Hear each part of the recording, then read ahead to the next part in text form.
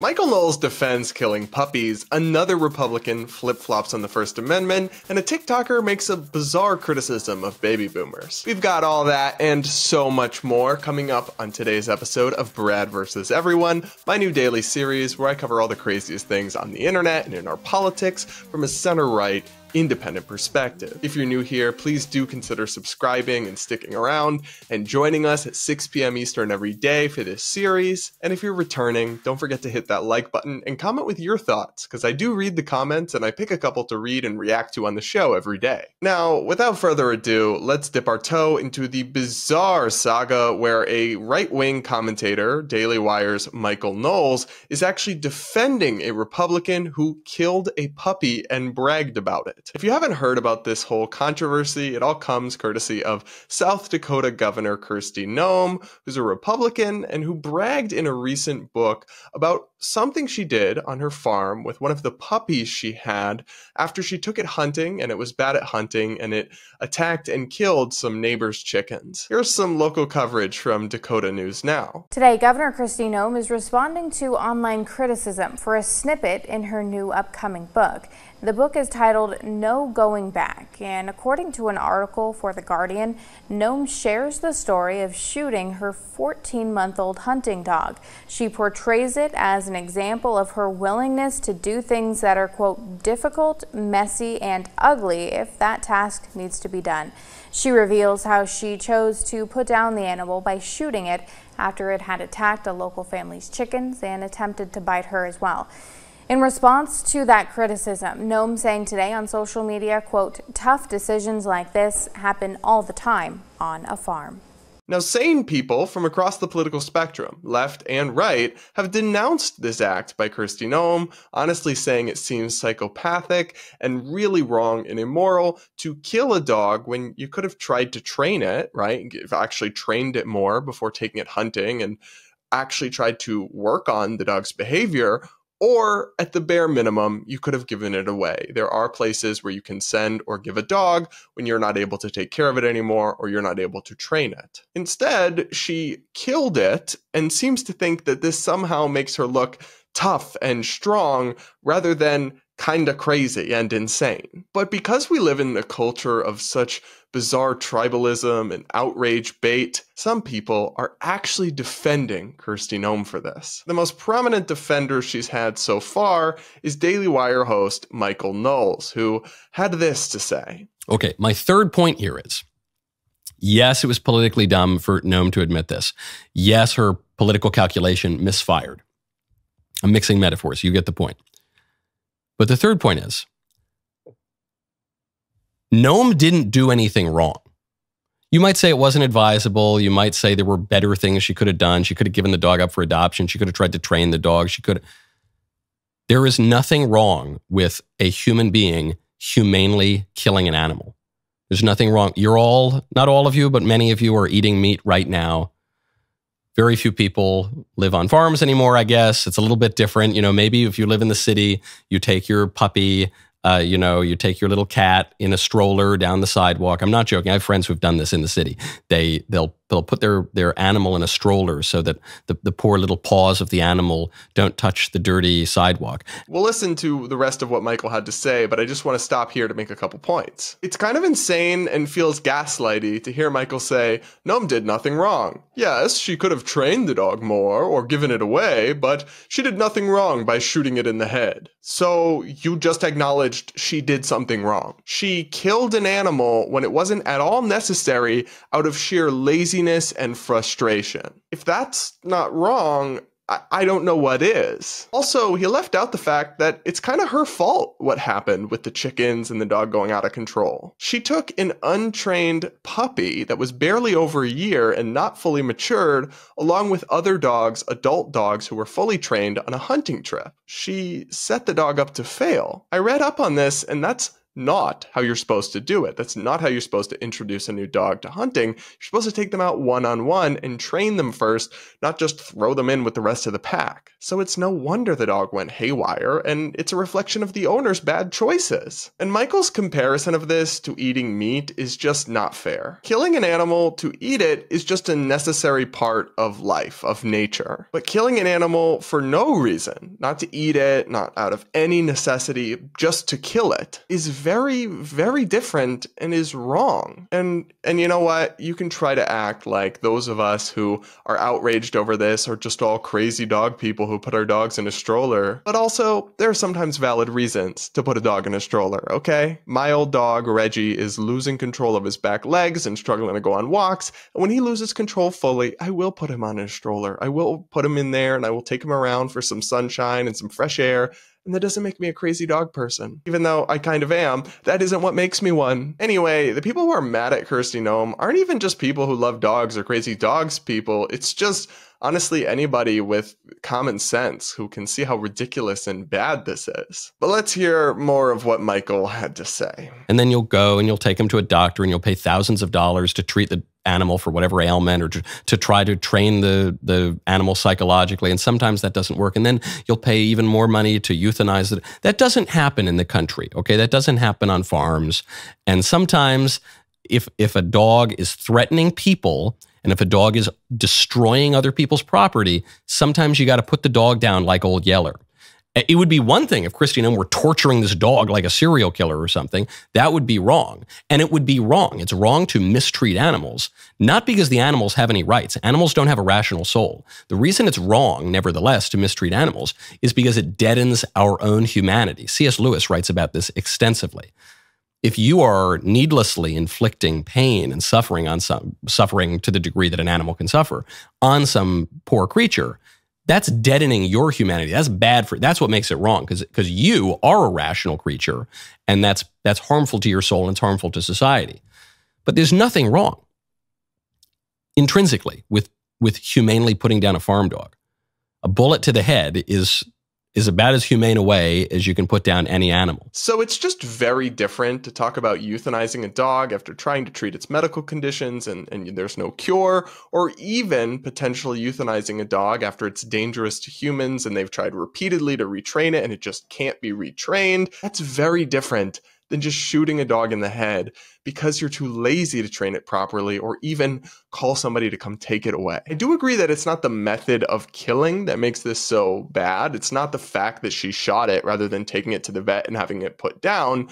To me, it's a little more gruesome, but it is all the same in effect. It's the lack of taking any prior steps or trying to avoid this worst case outcome that's so unbelievable and honestly I also don't understand Michael's arguments distinguishing torturing an animal from just killing it. If torturing a dog is bad for your soul, and I certainly agree with that point, to be clear, then shouldn't unnecessarily ending an animal's life willy-nilly be bad for your soul too? I'm also really not sure I agree with the part about animals not having any rights because they're not rational souls. I don't think that Michael would apply that logic to humans in a vegetative state or unborn babies early in a pregnancy, but regardless, that's kind of an aside. The end of Michael's rant in defense of Kristi Noem was probably the least convincing part of all of it. And I care a lot more about the owner of the chickens, and I care more about the people that the animals can threaten sometimes. We used to think that way. 50 years ago, this political story would not have made anyone in most of America bat an eyelash. And the fact that it does today tells you something, not about the changing morality of putting down a farm animal, but about the changing politics of America.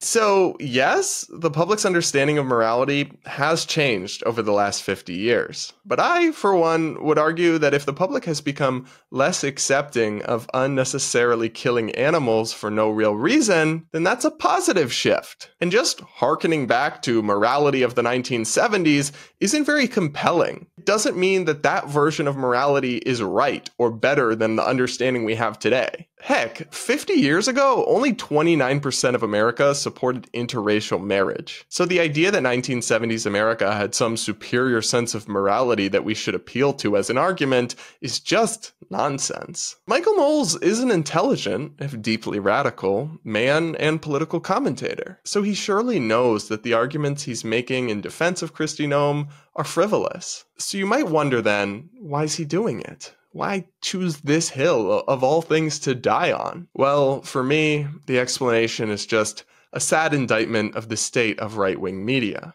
In our clickbait culture, he knows that defending the indefensible will make libs really mad. He'll get the write-up in Media Matters he so desperately craves. He knows it will get his podcast more views and more attention, and therefore more money. And so he comes up with post hoc rationalizations that sound flowery and intelligent, but frankly are just bullshit. For me, it's just everything that's wrong with right-wing media in a nutshell. But what do you guys think? Do you somehow agree with Michael? What was your response to this psychotic dog murdering story? I do want to hear from you in the comments, and don't forget to hit that like button if you're enjoying this episode, and consider subscribing and sticking around. Now, we got to talk about the ongoing fights on college campuses, because yet another Republican just betrayed the principles behind free speech. So if you're following the news, you probably will have seen these crazy campus protests and encampments that are going on at campuses across the country to protest the war by Israel against the Palestinians in Gaza. A lot of different things are going down at these different protests. Some of them seem genuinely concerned about the loss of civilian life. Some of them seem, frankly, like pro-extremists, pro-Hamas. Some of them seem anti-Semitic. Some of them are just peaceful protests, making their voice heard, but some of them are doing things like camping out and blocking students from getting to class or getting into the library or other things. So distinguishing between what's going on that's protected free speech and should be defended and what goes too far and rightly should be cracked down upon requires nuance. Yet the approach that some Republican politicians are taking has no nuance at all and sounds almost identical to the left-wing censorship arguments we've been hearing for years. Here's what Republican Governor Kevin Stitt of Oklahoma had to say during a Fox News interview. The numbers of people who disagree with me and you is staggering. Does it make you down on the future generation of leaders in our country? Listen, well, number one, I don't think it's going to be the majority. I think it's a very small minority that are super vocal. They need to be held accountable. I wish every young person could watch the video of the GoPro cameras on October 7th.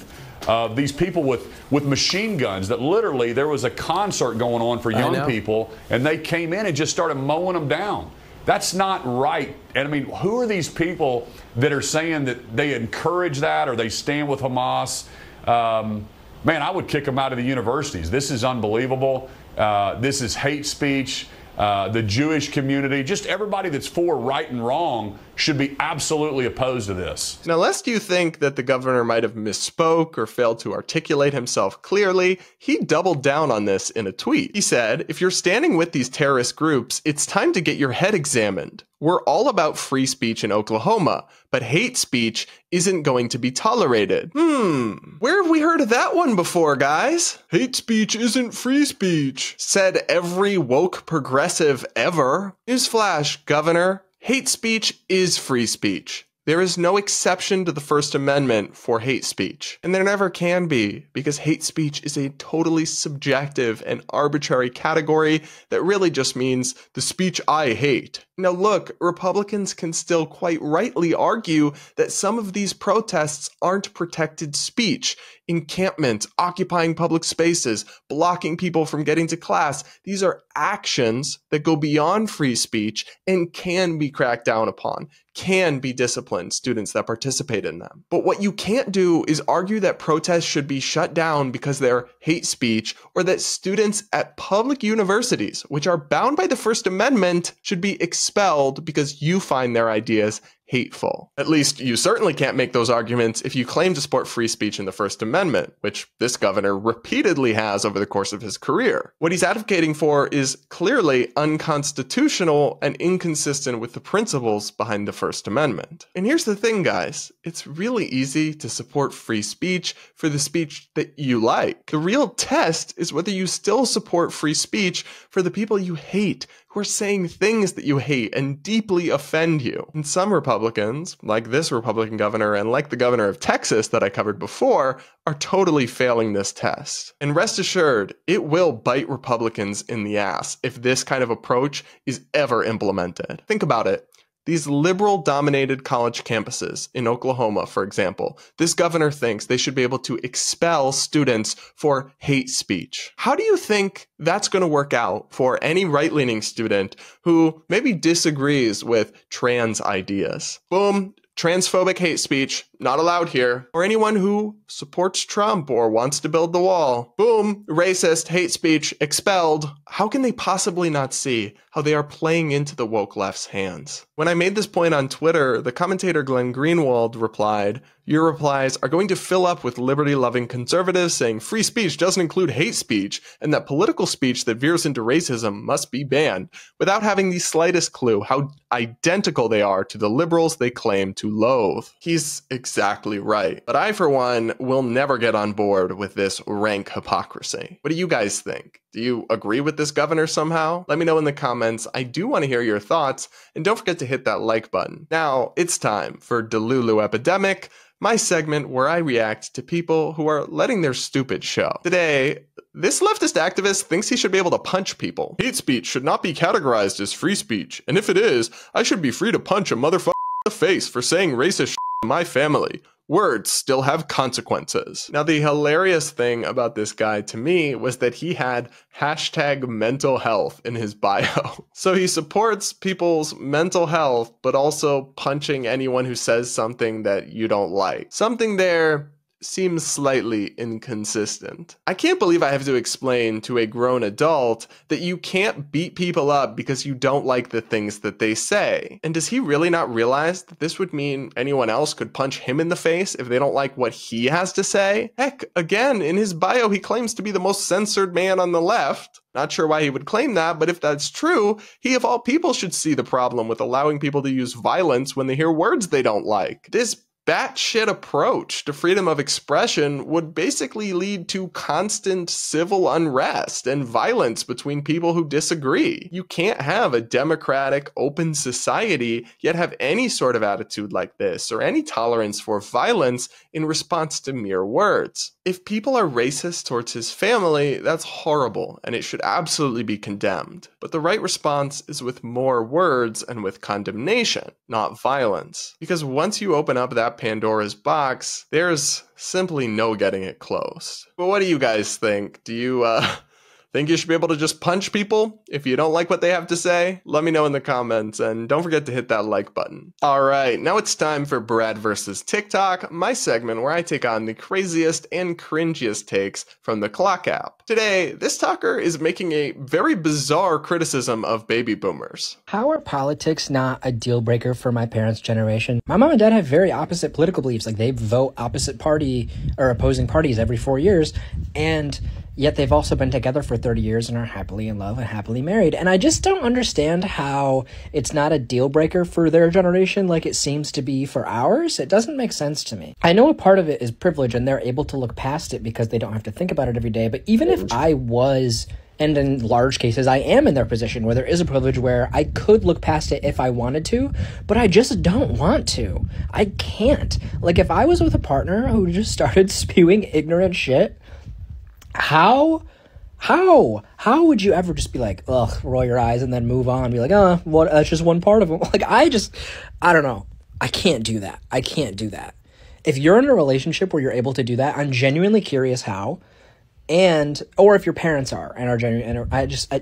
It feels like the Gen X and Boomer generation are able to look past that stuff in a way that just millennial, Gen Z, incoming Gen Alpha relationships aren't or won't be able to, and I don't get how. So let me get this straight. Your criticism of baby boomers is now that they are too open-minded? Look, I have plenty of criticisms as a Gen Zer for past generations and the things they've done. They've created the system we have today that I don't agree with. But this isn't a good one. And the comments on this video were simply deranged. Back in their day, it was just economic policies and not whether some people deserved to live. Bro, what? Touch grass, my dude. Touch grass. The bizarre thing about this in particular is that whether people deserve to live, I'm sure is a reference to all the different social justice causes. But today's Republicans are further to the left. They're more progressive and socially accepting on things like gay rights than even the mainstream Democrats were in the 1970s or 80s, the period that they're talking about when their parents grew up. Yet now it's more about people having rights and human rights, and then it was just about economic policies. I feel like it used to be more money focused, and now politics is life and death. Again, they're just so out of touch. I almost feel bad for them. For most Americans, federal politics is not a matter of life and death. When Trump was president, most Americans' daily life was fundamentally unchanged. When Biden has been president, a lot of things haven't been great in my opinion, but the same is mostly true. And no matter who's president next, we'll be okay. Okay, calm down. Back then, different parties just meant different ideologies. Nowadays, different parties means they don't even get basic human rights anymore. The ignorance behind their perspective of what politics were like in the mid-20th century is jaw-dropping, as is the deranged perspective from which they view the stakes of today's politics. When I see this stuff on TikTok, it kills my hope. Honestly, it makes me really worried about this next generation. But what do you guys think? Let me know in the comments below, and don't forget to hit that like button. Now, before we wrap up today's episode, I'll read a couple comments that you guys left on the last show. One person said, I find you hilarious and recommend your channel to all my friends. Well, the ones who are center or right. My left-leaning friends couldn't handle your content. Unlike some, my life isn't some big echo chamber. Well, that's great, and thank you so much. Guys, if you do like this show, please do share it with other people. That's one of the fastest ways it will grow. And I'm really glad that you have friends across the political spectrum, and it's okay if people on the left, you're not comfortable recommending them my content. I don't expect you to, but hey, maybe they will give it a chance someday, and I hope that they'd find, even if they don't agree with everything I'm saying, that at least I'm coming from a good place. Another person said, cringe feminist dad sounds like he'd be loads fun at a party. Yeah, I agree. Look, I have friends all across the political spectrum, but I'm not really close with anybody who I would call woke. There's just something about all the hypersensitivity of it all that is a total killjoy. Another person said, could really have used that $950 right now to pay for bills. This is a reference to the discussion we had about all the money and resources that US taxpayers are being forced to send overseas to Ukraine. Like I said, I sympathize with the Ukrainian people, but I think a lot of Americans feel the way that this commenter does and don't think that they're in a place right now to be doling out huge sums of money to other people when they're struggling to get by too. Another person said, I need to remember to stretch before watching your videos. My neck gets sore from all the back and forth wagging while saying, unreal. Yeah, I don't believe on trigger warnings, but if I did need to do one, it would be that. All right, guys, that's it for this episode of Brad vs. Everyone. Thanks so much for joining me and tuning in. Don't forget to hit the like button on your way out and comment with your thoughts. And please do consider subscribing. If you watch my content but you aren't subscribed, take a second and subscribe. It would really make me happy. And with that, we'll talk again tomorrow.